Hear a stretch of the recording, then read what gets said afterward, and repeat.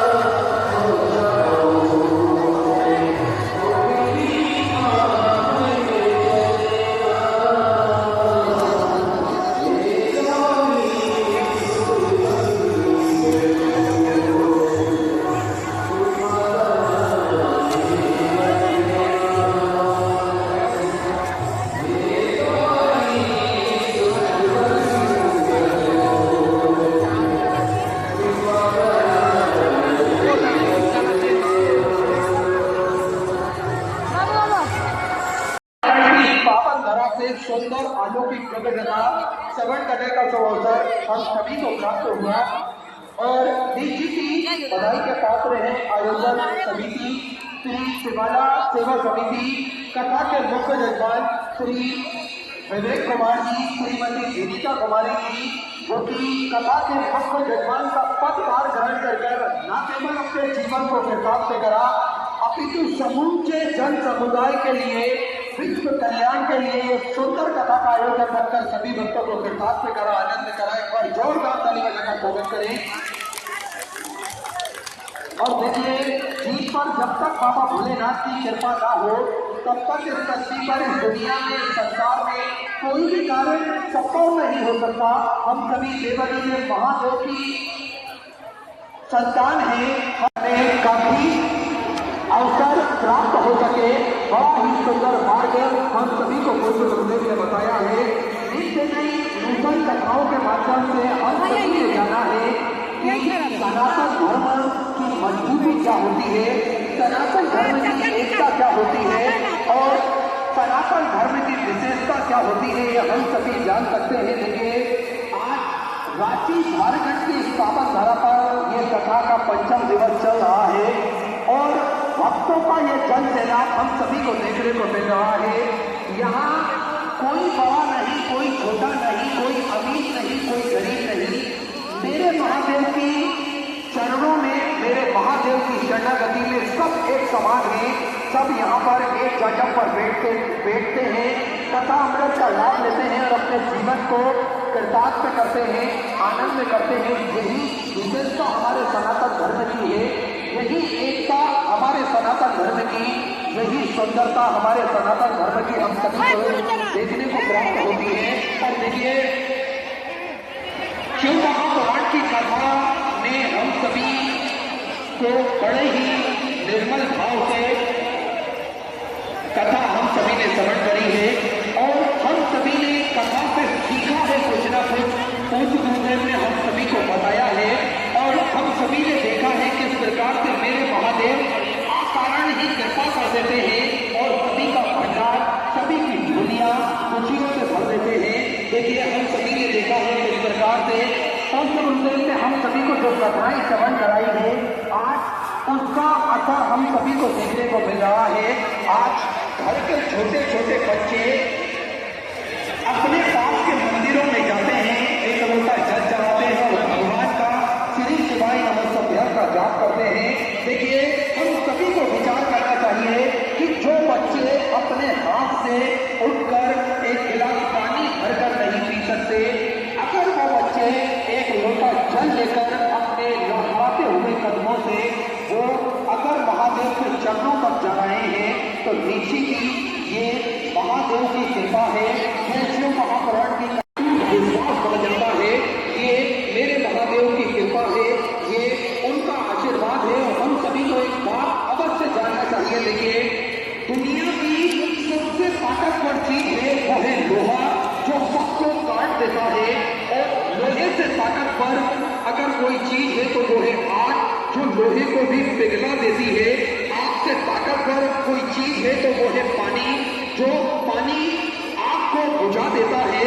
और पानी से भी ताकतवर कोई चीज है तो वो इंसान, जो उस पानी को पी जाता है। इंसान से ताकतवर है मौत और बीमारी, जो इंसान को खा जाती है।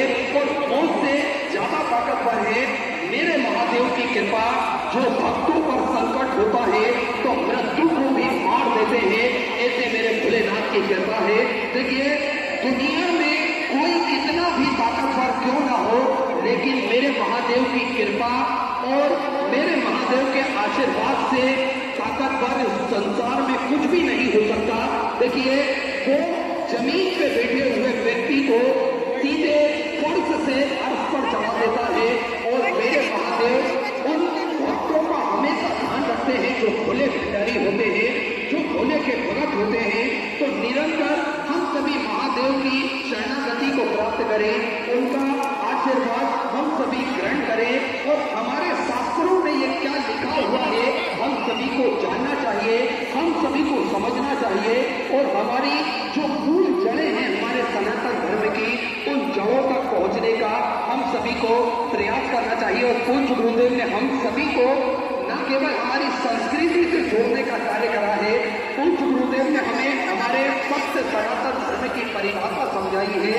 हम सभी को पूज्य गुरुदेव ने बताया है कि किस प्रकार से अगर हम धर्म को साथ लेकर अपना कर्म करेंगे तो निश्चित ही हमारा कर्म में कई गुना ज्यादा हमें उसका पूर्ण फल प्राप्त होगा और उसका फल हमें अवश्य मिलेगा। देखिए, सोने की लंका और पुष्पक विमान तो रावण के पास ही था, राम ने तो केवल वनवास ही देखा, राजपाट तो कंस के पास था, कारावास में जन्म तो भगवान श्री कृष्ण का हुआ, राजमहल में तो कौरव रहते थे, वनवास तो पांडवों को झेलना पड़ा, भोगना पड़ा।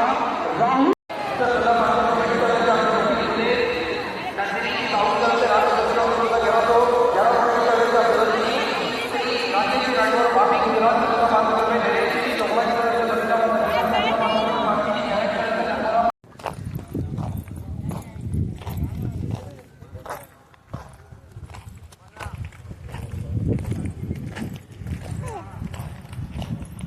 हाथ पकड़ो।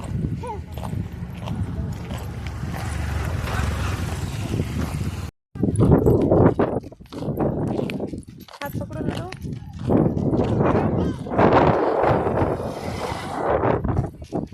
दिख रहा है।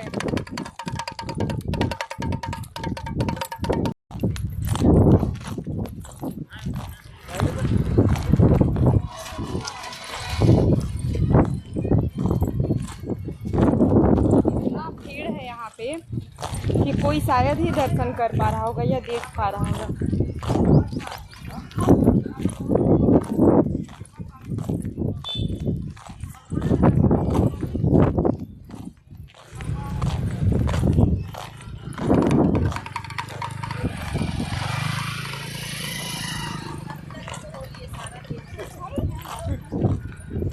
हेलो गाइस, तो हम लोग आए थे अभी प्रदीप मिश्रा के शिव महापुराण कथा सुनने और इतना भीड़ था कि भीड़ की वजह से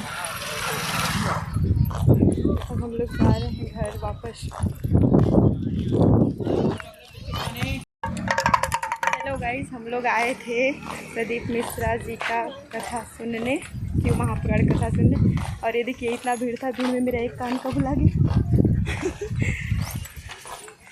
टुनू देखो, हेलो करो। आज हम डमरू लिए हैं। क्या लिया है? आज हम डमरू।